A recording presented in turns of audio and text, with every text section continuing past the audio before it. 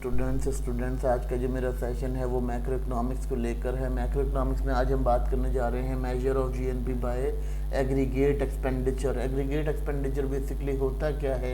ये government expenditure को कहा जाता है एग्रीगेट एक्सपेंडिचर। एग्रीगेट एक्सपेंडिचर को हम यूँ समझ सकते हैं कि आपकी जो भी मुल्क में पैदावार हो रही है फाइनल गुड एंड सर्विसेज की, उनके ऊपर जो लागत आ रही है, जो कॉस्ट आ रही है, वो आपकी कहलाती है एग्रीगेट कॉस्ट, यानी एग्रीगेट कॉस्ट कह लें या एग्रीगेट एक्सपेंसिव मेथड कह लें। अब बात करते हैं जी इसमें कौन कौन से कंपोनेंट्स होते हैं, यानी किनके ऊपर मेजर किया जाता है। सबसे पहली चीज़ आ जाती जी कंजप्शन। आप कंजप्शन कितनी कर रहे होते हैं, टोटल स्पेंडिंग आपकी कितनी है हाउस होल्ड के ऊपर, ये आपकी कंसिडर की जाती है यहाँ पर, ठीक है, हेल्थ हाउस होल्ड पे या हेल्थ केयर के ऊपर। फिर अगर हम बात करते हैं दूसरी इन्वेस्टमेंट की, इन्वेस्टमेंट होती है। इन्वेस्टमेंट क्या होती है कि जो अपने किसी फाइनल गुड एंड सर्विसेज को बनाने के लिए कोई आपने काम किया, उस काम की जो रिटर्न आया, उस रिटर्न को आपने किस तरह से इस्तेमाल किया या उस पर आपने कितनी इन्वेस्टमेंट की, ये आपकी भी इन्वेस्टमेंट कहलाती है। और ये भी हम एग्रीगेट का एक सिस्टम मतलब एक एग्रीगेट एक्सपेंस का एक कंपोनेंट समझते हैं। फिर हम ये नोटिस करते हैं कि गवर्नमेंट ने जो आपको सब्सिडीज़ दी हैं या आपको जो आपको उसमें सब्सिडीज़ के अलावा जो आपको उसने वैल्यूज़ दी हैं, वो वैल्यूज़ कहाँ तक ऐड हो रही हैं, तो वो भी हम एक कंपोनेंट समझते हैं कि गवर्नमेंट की स्पेंडिंग क्या होती है, कि जो जॉबलेस लोगों के लिए काम कर रही है, जो तमाम चीज़ें कर रही है, वो कैसे कर रही है।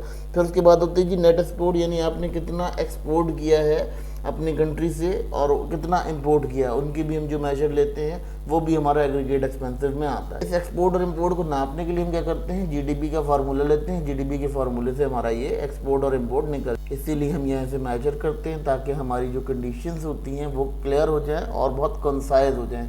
इसी वजह से हम यहाँ इसकी डिस्कशन ऐसे एलोबरेटेड फॉर्म में करते हैं, क्योंकि जब हम एक्सपेंडेड वे में बात करते हैं इकनॉमी की, तो हम उसके लाजमी तौर पे एग्रीगेट एक्सपेंडिचर्स को चेक करते हैं। अब हम जब ये मालूम हो जाता है तो हम क्या करते हैं, हम इसके बाद इसकी एडजस्टमेंट करते हैं इनकम की एडजस्टमेंट कैसे करते हैं कि हम जो फॉरेन इनकम अर्न होती है रेजिडेंस से, और जो रेजिडेंस की अर्निंग होती है डोमेस्टिकली अर्न करता है फॉरेन इन्वेस्टर, तो वो कंडीशन को हम माइनस करते हैं, जो उनका डिफरेंस निकलता है उससे हमारी जो इनकम है वो एडजस्ट हो जाती है।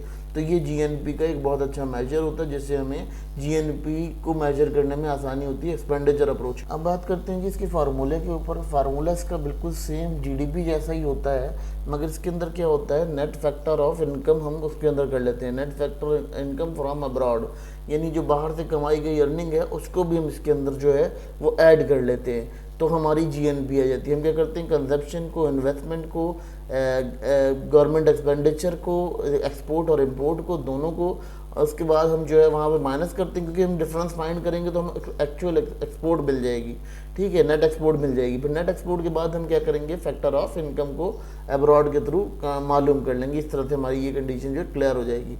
तो यहाँ ये कंडीशन है। अब यहाँ कुछ चीज़ें याद रख लीजिएगा, जैसे कि इसके फार्मूले में आपने चीज़ों को देखा, टर्म्स को देखा, वो टर्म्स क्या कर रही थी, वो टर्म्स कंजप्शन है। कंजप्शन क्या है, हाउस होल्ड को जो है वो करती है, हाउस होल्ड जितना भी खर्च कर रहा है, जो मतलब आपके रेजिडेंस जो खर्च कर रहे हैं वो आपकी कंजप्शन है, ठीक है। दूसरी आपकी गवर्नमेंट एक्सपेंडिचर है, यानी गवर्नमेंट एक्सपेंडिचर क्या है, उसके अंदर वो आपकी गवर्नमेंट जो आपको सब्सिडीज़ वगैरह दे रही है, वो तमाम चीज़ें जो इसके अंदर गवर्नमेंट एक्सपेंडिचर आ जाता है। फिर इन्वेस्टमेंट क्या होता है, जो आप फाइनल गुड एंड सर्विसेज बनाने के लिए जो इन्वेस्टमेंट कर रहे हैं वो आपकी इन्वेस्टमेंट आ जाती है।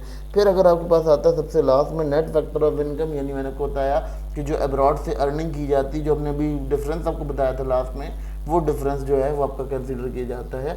तो वो कंडीशन आपकी यहाँ पर आपको क्लियर विजन दे देती है नेट ग्रॉस नेशनल प्रोडक्ट की एज ए इनकम अप्रोच, या अब कह सकते हैं इसको एक्सपेंडिचर अप्रोच। अब इसके फ़ायदे क्या होते हैं जीएनपी मेजर बाय एक्सपेंडिचर के? आपको इसमें कंडीशन ये मिलती है, पहले तो आपको मिल जाता है कि आपका आउटपुट कितना आ रहा है, ठीक है, आपकी मार्केट में कितना आउटपुट है, आपकी नेशनल आउटपुट कितना है, उसको मालूम करने में आसानी हो जाती है। दूसरी चीज़ क्या होती है कि आपके पास आपको ये दिखा देता है कि आपकी नेशनल इनकम कितनी है। फिर तीसरी चीज़ ये करता है कि पॉलिसी मेकर्स को मदद करता है उनके काम को सही मानों में सर अंजाम देने में। तो ये इसके बहुत इंपॉर्टेंट वो होते हैं कंसेप्ट जिनको हम यहाँ डिस्कस कर रहे हैं। ये कंसेप्ट इसीलिए डिस्कस कर रहे हैं स्टूडेंट्स, क्योंकि इससे आप लोगों को ये समझ में आता है कि 3 मेथड से होकर गुजरती है जीएनपी। जब हमें टोटल जीएनपी फाइंड करनी होती है तो हम इन 3 स्टेप में इसको फाइंड करते हैं, तो हमारी जो जीएनपी होती है वो क्लियर हो जाती है। इसीलिए हम यहाँ कंसिडर करते हैं इसे कि आपकी जो सिचुएशन है वो किस तरह से डील की जाएगी। उस डीलिंग की वजह से आपको ज्ञान मिलता है कि आपका जो जीएनपी है वो प्रॉपर होता है। बीइंग इकोनॉमिस्ट आपको इस चीज़ को एक्नॉलेज करना बेहद ज़रूरी है।